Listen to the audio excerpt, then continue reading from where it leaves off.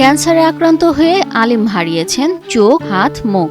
তবু স্বামীকে ভালোবেসে এখনো পাশে আছেন স্ত্রী।